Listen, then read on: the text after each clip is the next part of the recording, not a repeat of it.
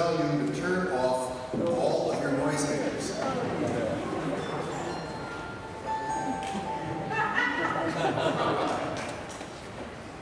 I tried to get my wife to bring her cell phone so that she could call me and I could answer and say, yes, dear, yes, dear, yes, dear. But I'm really about the time here, but I figured that was just too much. My job is the fun part of this. I get to introduce people who do the work. And the first person is Kathy Gibson, the president of the ACLU2012AnnualMeeting.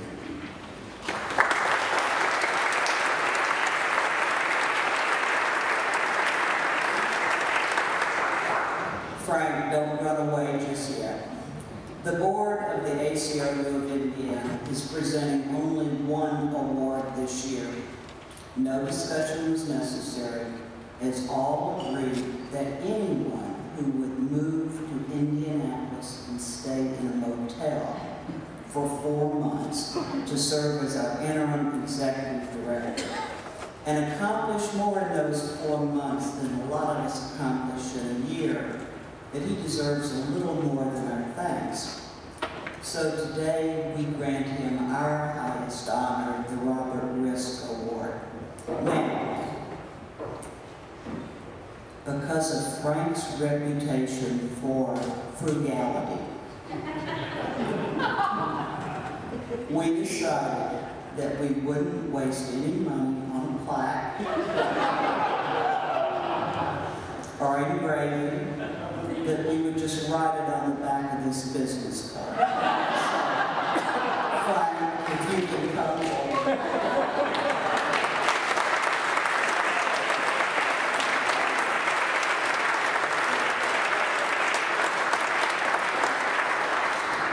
We're really not that cheap. We will get him a proper plaque. And we have another special award just for Julie, for letting him come and for her taking care of everything in Terre Haute in his absence. Okay, my next job is to thank the groups that make it possible for this organization to prosper. Reading a list of names is by its very nature perfunctory, but try to imagine the hours and energy that these individuals give to the ACLU of Indiana.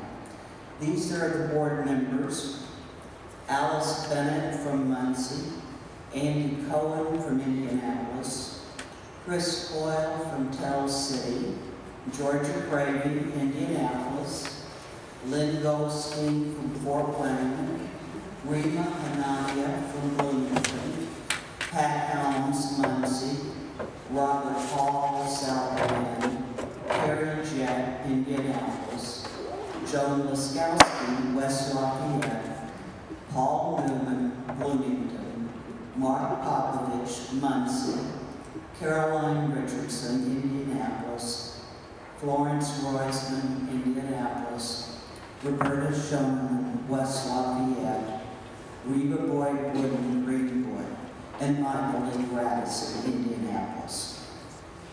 Now, I need to offer a special word of thanks to 4 retiring board members: Michael Lee Gradison, Fran Quigley White, Darrell Campbell, and Rick Busley of Calumet.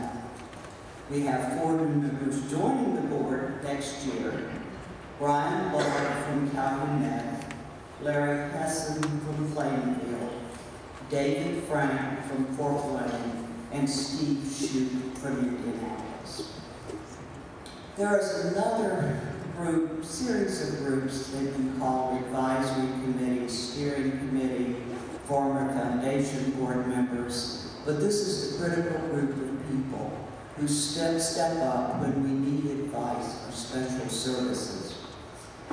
Of those here today, Roselle Boyd, Georgia Gravy, Tom Miller, John Guy, Flory Benford Kishler, Norm Lefstein, Frank Young, Gil Holmes, and last but not least, Larry Rubin. Now, I want to use this occasion to thank some members of my very unofficial team. This is a group of friends who will feel free to step right up and tell me how I'm going to spend my community time and service now that I'm stepping back from my leadership roles in the ACLU. In fairness, I must admit that these same people have always been there to help. Those dear culprits are Nora and Tom Powell, Georgia Grady, Jim Lingenfelder, Faye Williams, Dan Wakefield, Karen and Gil Holmes, Esther Ford, and Ellen and Fran Quigley White. This organization is one of the most potent in the state, which is remarkable when you know that there are only 7 paid staff members. Now don't bandy that about. We prefer to appear monolithic and omnipresent. And we pull that off because of some very dedicated volunteers. If you have given your time pro bono to the ACLU of Indiana and you haven't been recognized earlier in these comments, please stand or wave your hands. Don't be shy. Okay, half the auditorium, really. Okay. Now, this next year is going to be a hard time for the ACLU of Indiana because we're going to be facing a critical shortage because one of our primary volunteers is retiring. Dr. Lucy Jane King will not be at the office every Tuesday performing the triage duties of managing the intake line. If we were using Dr. King as an expert witness, we couldn't afford her fee based on her skill set. But she has given her talents freely and cheerfully. Lucy, you deserve more recognition than we could ever give you. Thank you.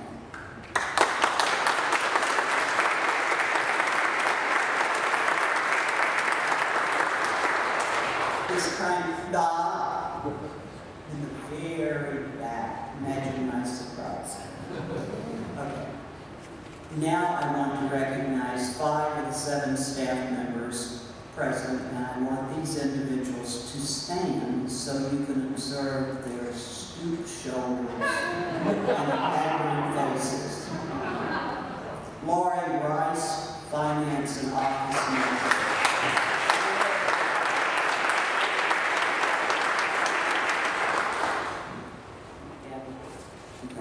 Candy Kendall is our paralegal. She's not here today. And the other attorney, Gavin Rose, is not with us. Kelly Jones Sharp, Director of Communications and Education.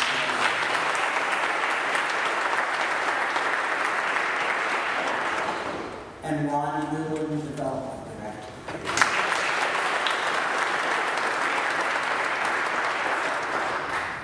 Now, Ken Falk, our Legal Director, will highlight our year's activities in the courts as we defend the civil liberties of all Indiana residents. Ken.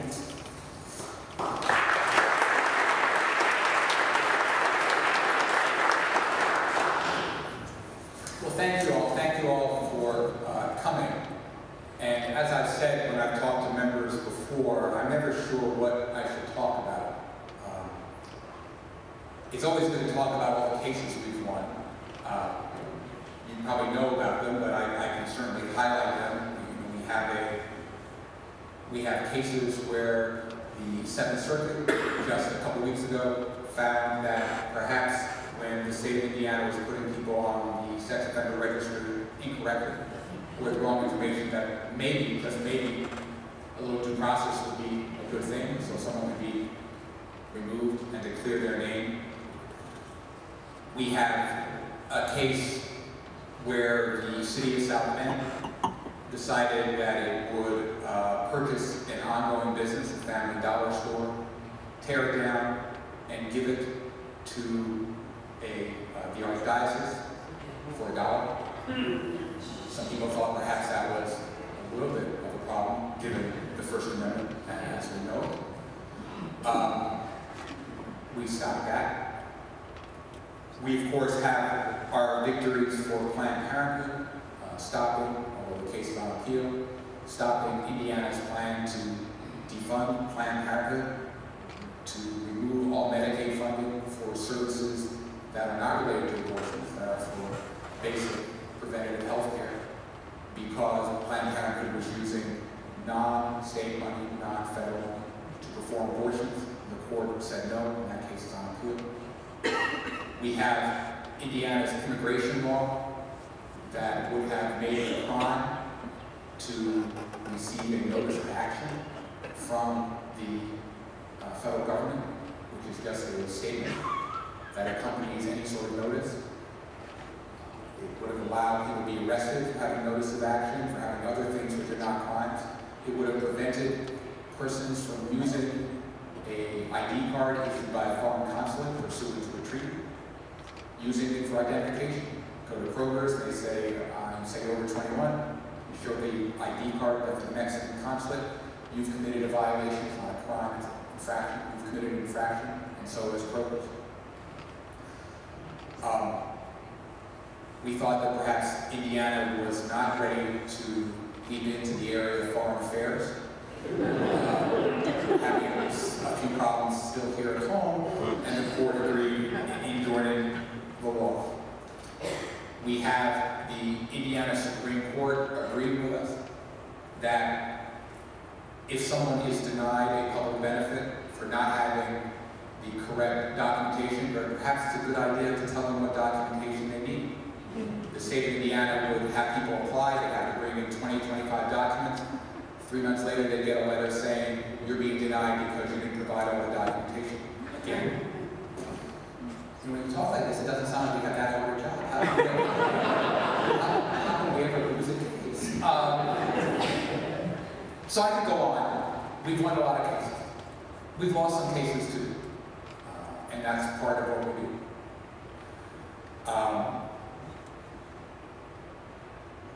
What we do is somewhat incredible. We have 7 people on staff. We have 2 attorneys and 1 paralegal. I love talking to attorneys who want to know if you know, how many branch offices we have. And I always want to say, well, you know, we have 40 people in the main office, and we're thinking about expanding the department to get some of that business, but we just don't know the downtown traffic. Whatever. We could talk about what's probably going to happen with the next legislative session, but why sell such a pretty day? The most important thing that I want to talk about, and the most important thing that we need to take from meetings like this, is how important we are. Not me, but all of us together. How important the ACLU is. We're here for Planned Parenthood's patients. We're here for people with disabilities. We're even here for people who we don't even like to talk about. People like members of the Klan. We're here for homeless people. I represent homeless people who had their property destroyed when the city came through and destroyed their property. Who's going to represent them? We're here for prisoners who are acutely mentally ill and placed in toxic environments because of lack of mental health care, where they kill themselves and self-mutilate. Who's going to represent those people? We're here for the countless leaders who believe their constitutional rights are being violated. I say countless, but I can count them. We get more than 800 requests for assistance a month. That's 800 a month. Divide that by 2 attorneys and 1 legal assistant, that's a lot. I went to law school solely because I didn't know anything about math. But even I realized that's a large number. And it's not just us, it's you, of course. We're here because we are the only organization in the state that does what we do. I always tell people I came from New York, which I know people can't tell. I was in a deposition the other day, and I was talking to the court reporter, and I didn't know, and she said, well, how long have you been out of New Jersey? I said, 35 years. But we're here because we give the most important civil document in American history, if not world history, of this. You know, we had one of the tables there, the table I was hanging out here, the Bill of Rights. And you can pick up the Bill of Rights and you can read it. And it's just words. Congress shall make no law respecting the establishment of religion. Just words. The rights of people to be secure in their persons, houses, papers, and effects against unreasonable searches and seizures shall not be violated. Just words. Unless there's someone, some organization, to take those words and make them mean something. They're just words. History is littered with documents that read well. Our Bill of Rights doesn't necessarily read well, because if you look at Congress shall make no law respecting the establishment of religion, you say, what does that mean? And you see 200 years of jurisprudence trying to figure out what it means. But unless some organizations around to protect the Bill of Rights, to make it the living, breathing, and yes, I will even dare say, evolving document that it is, it's meaningless. And that's what we do. And that's what you do. And we couldn't do it without support. We couldn't do it without knowing that there are people there who, when they hear that we filed a lawsuit, don't react by saying, oh my God, why are they representing that person or that group? Who understand that if these words are going to ever mean something, the words are going to become alive and stay alive. And trust me, we are fighting to keep them to stay alive. They have to be protected, and that's what we all do. So you should all applaud yourselves, because this is not an easy thing that we do. You know, I joke about coming from New York. In New York, there are lots of organizations that do stuff like this. You know, I was joking in New York, there's a legal services for left-handed people. I don't know if that's true. The embarrassment is. But we are it here. People contact us because there is no one else to do what we do. And there is no one else to represent them. And if they are not represented, then the Bill of Rights has. So we, all of us, keep this incredibly important document alive. And for that, I think we should all applaud ourselves. And that is, I think, what, given that I was told I could only talk for 7 minutes, that I want to use to lead our discussions with. So having said that, I'm very pleased to introduce Jane Henniger. Jane is our new executive director. She's bounced around a bit from job to job. She's been a lawyer, she's been a deputy mayor, she's been an advocate for homeless people, and she will tell you, and if you hear it coming from her, it sounds somewhat self-serving. I will tell you from just knowing her for the limited time that I do, she was born for this job. This is the job that she wants. It's one of those rare symbiotic experiences where the right person comes in, which is not to say we have not had the right people before, even albeit temporarily, although he is cheap.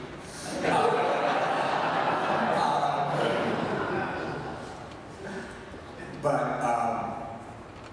these are challenging times for all of us.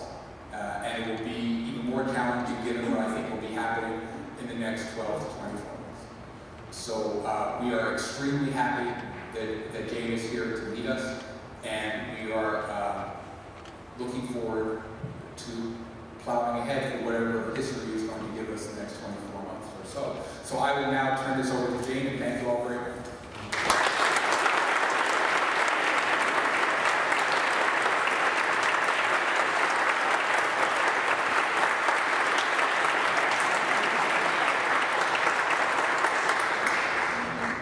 So good afternoon, I'm Jane Henniger, as Ken has informed you, and if you needed any more evidence that I am the new executive director, it is that I did not object when I came into this job and saw that the program for the annual meeting put me to speak following Ken Falk. So that will never happen again. I've learned my lesson. So thank you, Ken. I feel so blessed to work with Ken Falk. As many of you know, Ken is one of the most respected lawyers in the entire state. And a great bonus for those of us who work with him, he's also one of the nicest lawyers and most well-liked lawyers in the state. And with that combination of incredible intelligence and kindness, he and his team do incredible work and, as we hear, achieve incredible results. And so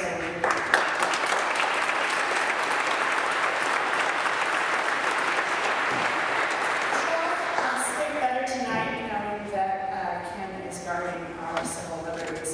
I want to thank Kathy and the board, not only for giving me this opportunity to work with this great team and with all of you, but for their incredible dedication to the ACLU of Indiana and our mission of protecting civil liberties. I want to echo Kathy's thanks to our many, many volunteers, some only a fraction of it who are here today. They do great good for the organization in 1,000 different ways, and we really appreciate your generosity and steadfastness. I want to say thank you to Phil Gully for the, I know we're going to hear some great and insightful words of wisdom and humor, and I'll promise to be brief, so to get out of the way. Congratulations to Frank on his well-deserved and suitably modest presentation award. I know that the organization should be grateful and is grateful to Frank in so many ways, but I am especially thankful that he did such a great job of stewarding the organization during this transition, during the summer. And as the new executive director, I am grateful for so many who've been involved in the organization over the past almost 16 years, but I am the direct beneficiary of Gil Holmes and the hard work and steady hand that he gave to the organization. So and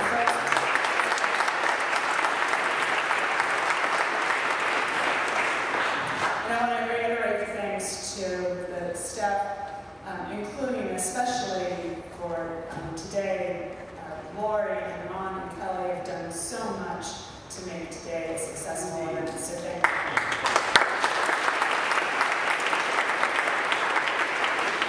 I finally want to thank all of you for spending your afternoon with us.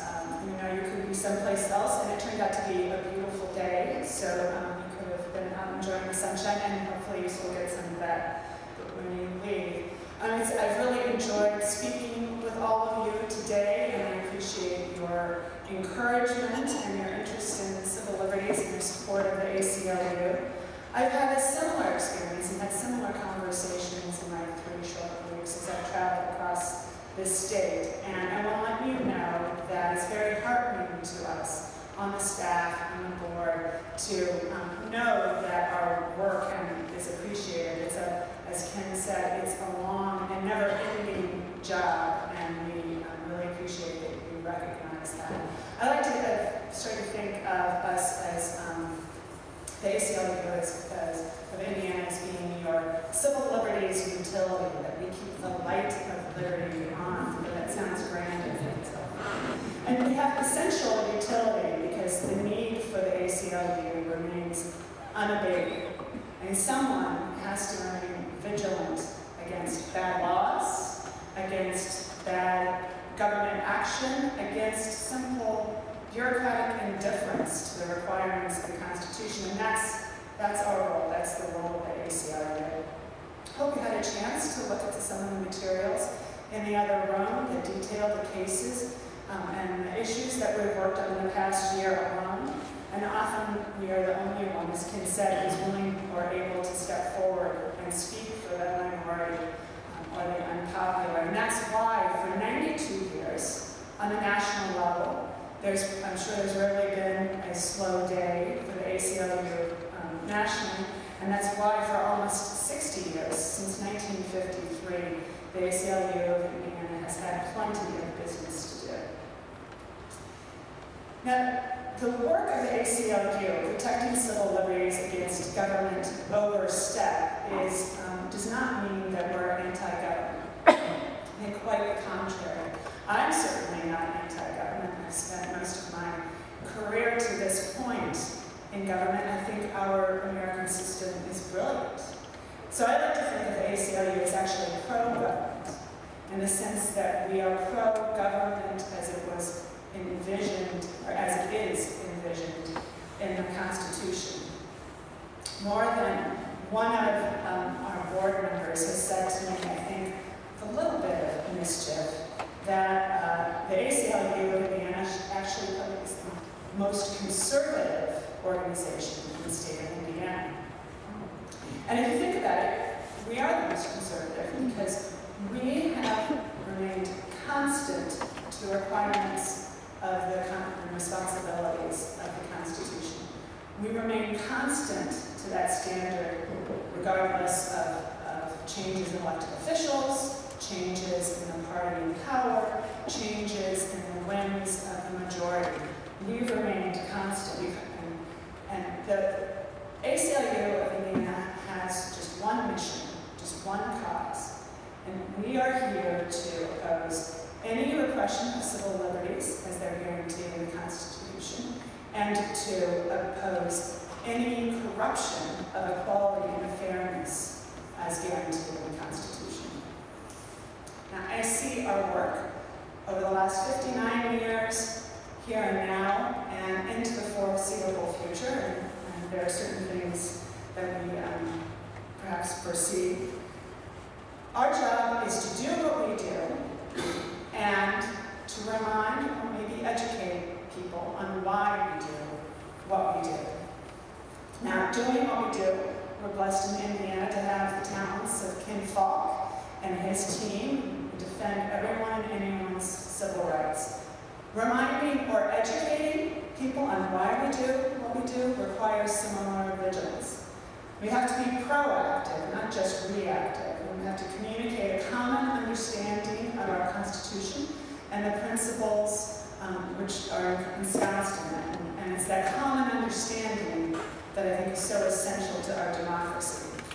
We've had the generous support of Sarah and Albert Rubin and the Rubin Family Foundation, and we've been able to hire some additional staff members to help us with education and outreach.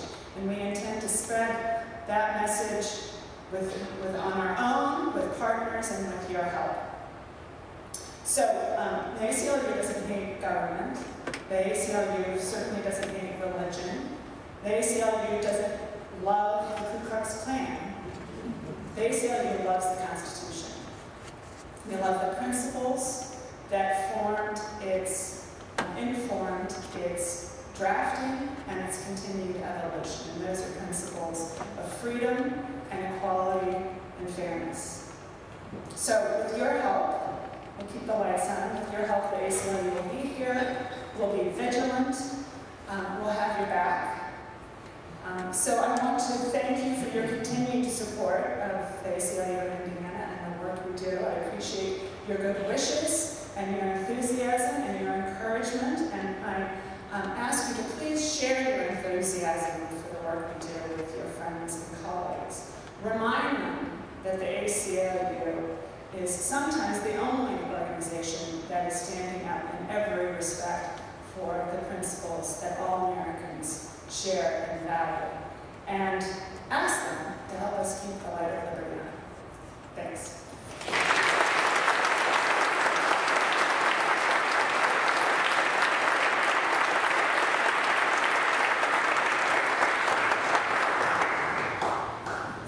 I have a reputation for retiring multiple times, and 2 of those times I have been overjoyed that people who have taken over have been much better qualified than I am and have done a much better job. And Jane is doing a much better job than I did. It's been said that I'm cheap.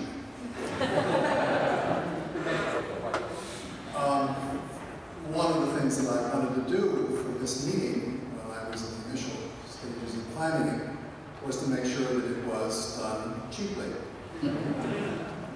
And so I tried to think of somebody who would volunteer to come at very little money and give us a bang-up speech. Our main speaker today is Philip Bowman. Phil is pastor at Fairfield Friends meeting in Canby, Indiana. The other day I attended Fairfield Friends. In his sermon that day, Phil mentioned the need to love everyone and and spoke of the way that our acceptance of differences and our understanding of liberty have steadily increased. Phil believes that God loves all persons. Some others feel that this is heresy. This conflict has caused some problems for Phil, but he and the others have managed to survive in spite of their differences. Some people might find it strange to have a pastor speak at an ACLU meeting, but it's not strange at all. This country is the most religious country in the world. This country has a fantastically diverse religious life, as well as adherents of many different religions. It is no accident that religion has flourished here. Religion flourishes in this country because of the First Amendment that the ACLU spends time defending. Phil is also an author. Authors are also beneficiaries of the First Amendment, so Phil can do double duties here since he's a beneficiary of two parts of the First Amendment. Phil is also a speaker, appearing regularly in many different venues, including the local public television station. Speakers also derive some benefits from the First Amendment. I guess that means that Phil is really doing triple duty here. Phil's writing is wickedly humorous. He has a way of making one understand what makes Indiana a great place to live. His fictional Harmony series about a mythical town situated on Route 36 right here in Indiana. A town that bears a remarkable resemblance to the Danville where he grew up and now lives, will make you laugh out loud while inspiring you to be a better person. Phil?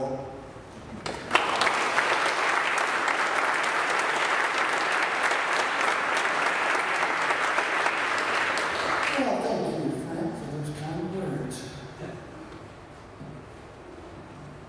When Frank asked me if I would speak, I went home and my wife said, "Well, is this a paid speech?" I said, "I don't think so." She said, "Why not?" I said, "Well, a Quaker asked me." But it is good to be here. It's always exciting to be in the same room with so many people who have been in trouble. I'm invigorating. I've always admired the ACLU, as I do every organization that has so consistently annoyed the Reverend Pat Robertson. I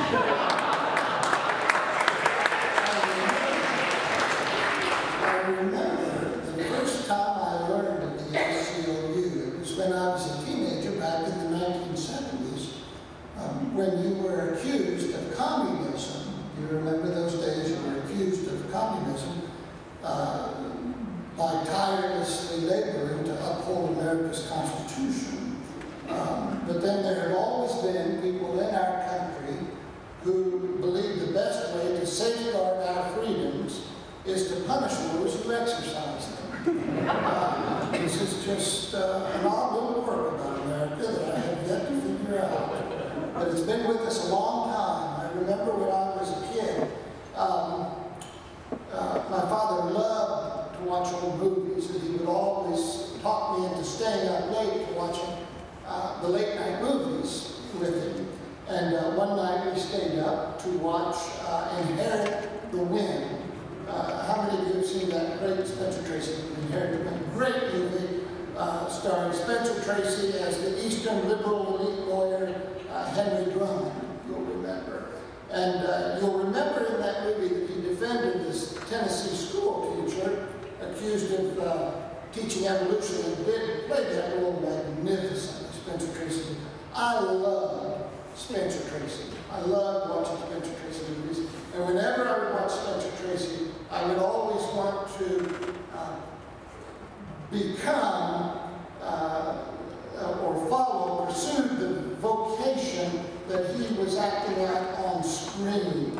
After watching Boys Town, I wanted to become a Catholic priest.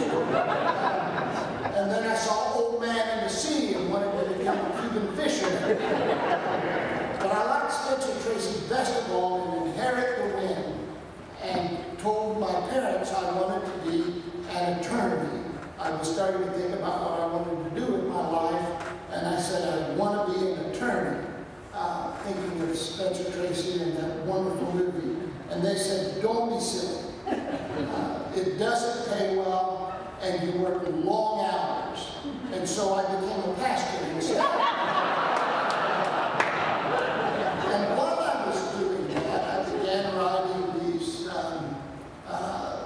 novels and essays about a small town Quaker meeting. You know, you write what you know about, and that's what I knew about. And the books were warmly received by the Christian community, and I won several awards, not as nice as the award that Frank was giving me.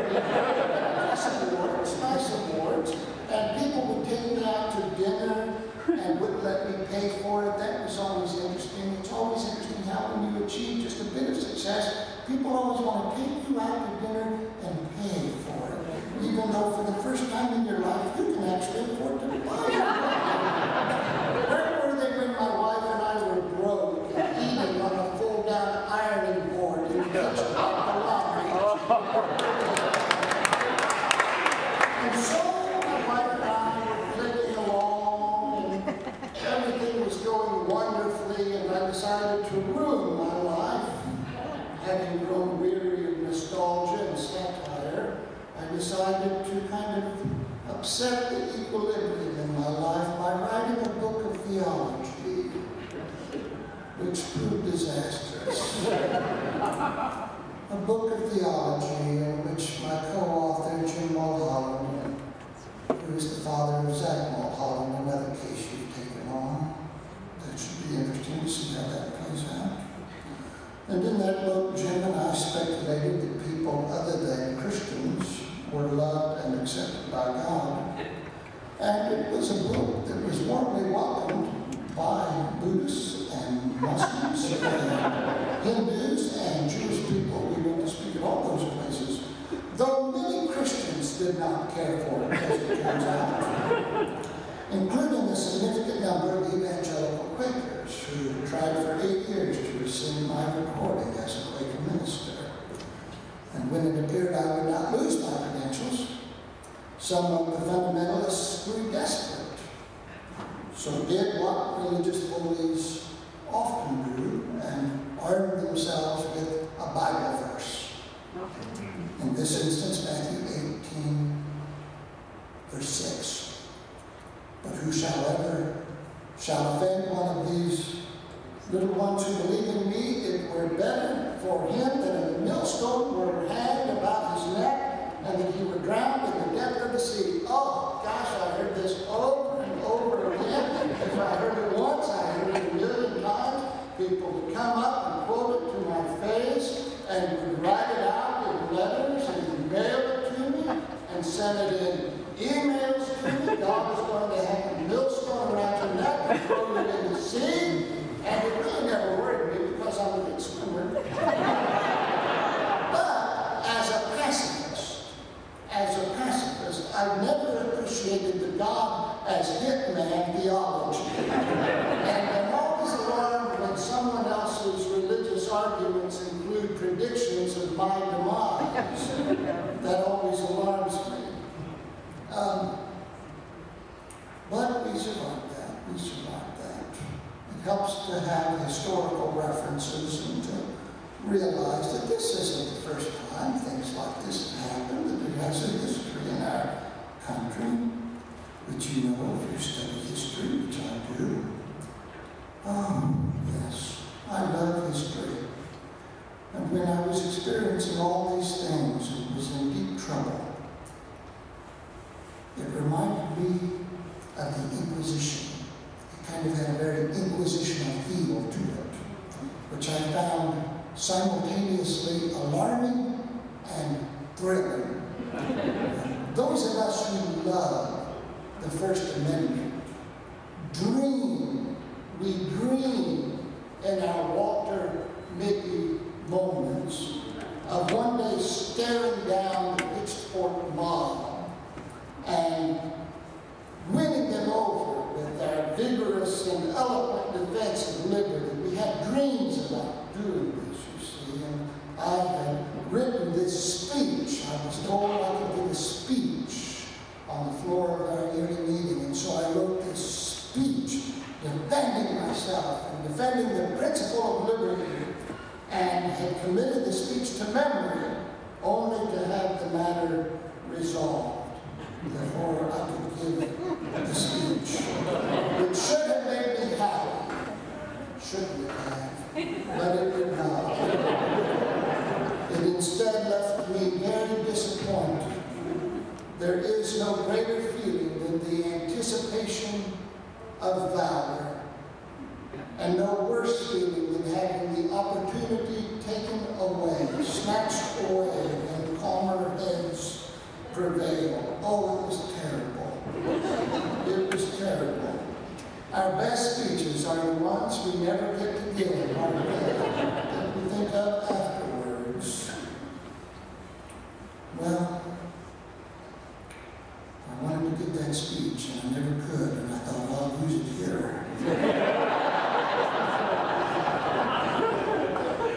But it just didn't seem to fit. But the First Amendment, Congress shall make no law respecting an establishment of religion, or prohibiting the free exercise thereof, or abridging the freedom of speech, or of the press, or of the right of the people peaceably to assemble, and to petition the government for a redress of grievances. That is a difficult sentence to understand, and I can see why we've been talking about it. But I would venture to guess that in the long history of humans putting words to paper, that there has never been a more imaginative, more powerful sentence written. I'm glad I didn't write that. If I wrote such a powerful sentence, I would have to retire knowing nothing I could ever write after that would ever be as good. That its quality could never be matched. That lovely amendment granting us the freedom to say, within very broad boundaries, of course, the freedom to say whatever we wish. It is ironically an amendment most often tested by people who have nothing of consequence to say. The First Amendment was written by people who had no idea such forbearance would lead inevitably, inexorably to Rush Limbaugh. To Rush Limbaugh accusing women who were on birth control of being sluts. But that's what you get when you have the First Amendment. And we guard it anyway. We guard it anyway because we are familiar with the principle of incrementalism, aren't we? Of how the camel first puts his nose under the tent, and then his head, and then the body. The principle of incrementalism, that if we silence the fools, eventually even the wise will be silenced. The principle of incrementalism, so we stop it in its tracks. And those who give the First Amendment a thorough workout, though often irritating and occasionally ignorant, are the canaries in the mine of freedom. And we do what we can to make sure they can still speak and speak freely. At the end of World War II, my favorite writer is E.B. White. At the end of World War II, when we witnessed the devastating power of the atomic bomb dropped on Japan, E.B. White wrote an essay entitled "The Morning of the Day They Did It." In that essay, he described the apocalyptic end of the world. Several years later, in the midst of the Korean War, White was asked if it could be reprinted. He declined to give permission, saying, "I'm not sure it's a public service to describe the end of the world, even in a spirit of satire. People are jumpy right now, and I see no reason to explode paper bags." As much as I admire E.B. White, he was mistaken. It isn't the exploding of paper bags that should be feared. What should be feared are those who would corral our speech for the sake of some imagined and elusive harmony, who would limit our speech in deference to a god or gods or prophets. A paper bag was popped last week in the Middle East when a shoddy, hand-handed video clip dubbed "The Innocence of Muslims" became public knowledge leading to rioting, protests, and even deaths in that region. It doesn't surprise me, it doesn't surprise me at all, that people who have been ruled by tyrants would resort to that same familiar tyranny. Indeed, when one is immersed in a culture of brutal repression and religious intolerance, the pattern of repression and intolerance will almost always be repeated, no matter who is in charge. We revert to what we know. The solution, however, is not to tiptoe around sensitivities, fearful that any comment might incite religious and political violence. The solution is the unfettered exchange of ideas, the flowering of diversity that accompanies true freedom, and the line clearly drawn between government and religion in order to avoid the inevitable contamination of both. Robert Ingersoll, a woman in my meeting, came up to me last month and she said, "Have you ever read Robert Ingersoll?" I said, "I've not only not read Robert Ingersoll, I've never heard of him." She said, "Oh, you must acquaint yourself with Robert Ingersoll." I said, "Well, give me his books." She gave me a 13-volume set of Robert Ingersoll's collected speeches and writings. I said, "Do you have anything, a synopsis?" A synopsis. And so she gave me a synopsis. He was a fascinating man, known as the Great Agnostic. It is predicted by historians that Robert Ingersoll spoke to more people in America in the 19th century than any other person. Robert Ingersoll, the Great Agnostic. And Ingersoll said this. He said, "To Thomas Paine, Thomas Jefferson, and Benjamin Franklin, we are indebted more than to all others for a human government and for a constitution in which no God is recognized superior to the legally expressed will of the people."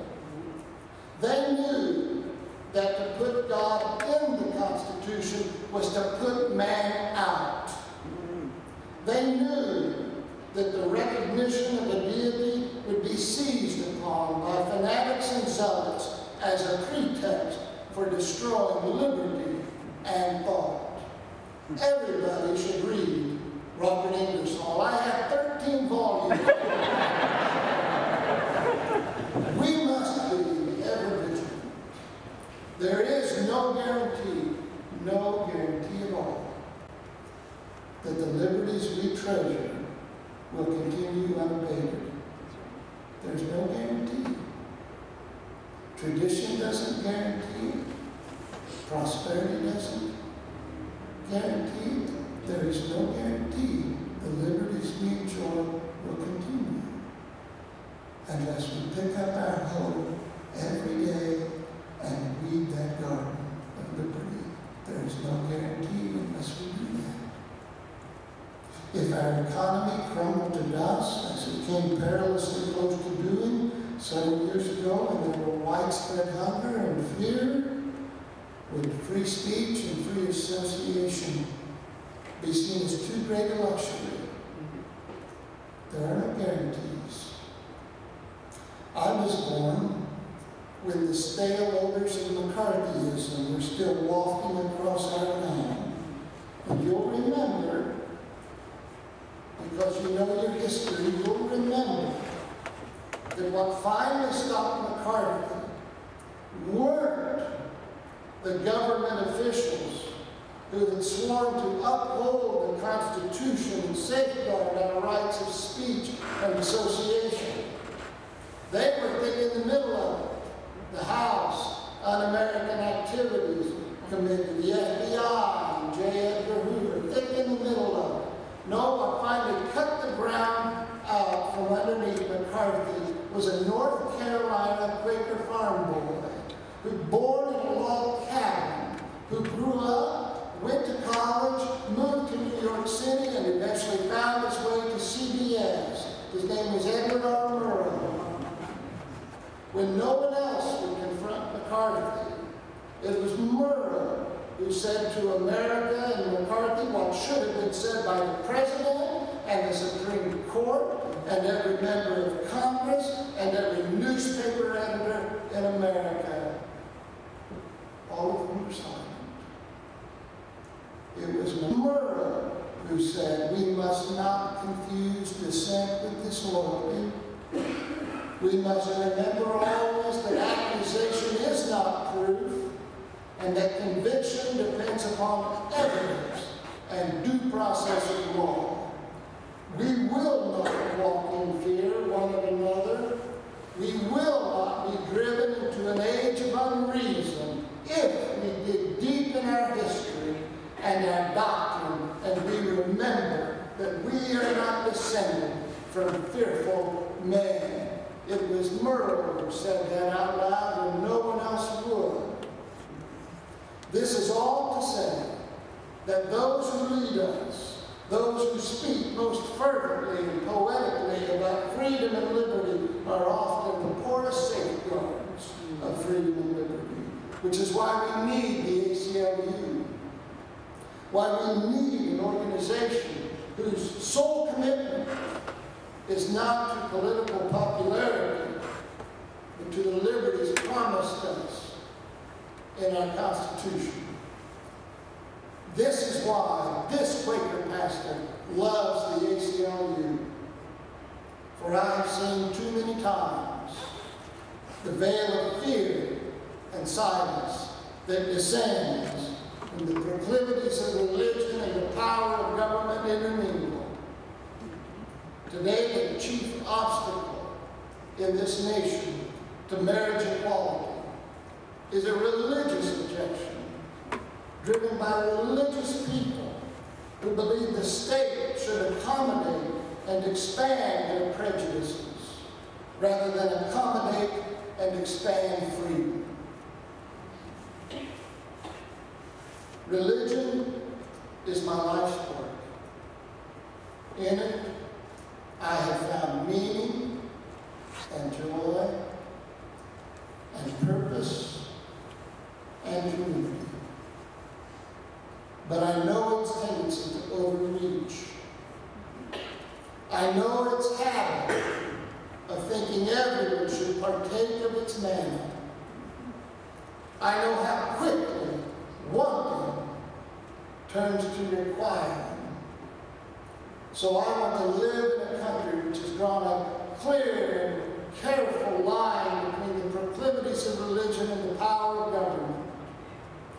That is why this Quaker pastor wants an ACLU who will keep religion and government in their proper places, each addressing and fulfilling vital but different needs.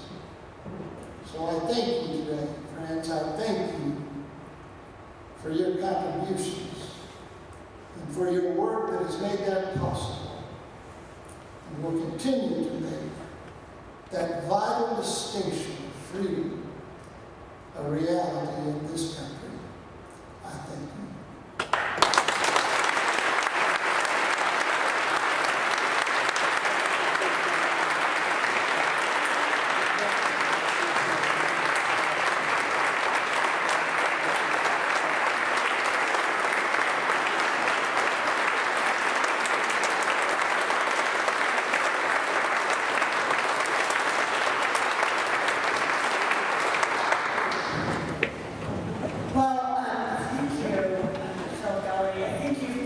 Sometimes a bargain is a great treasure.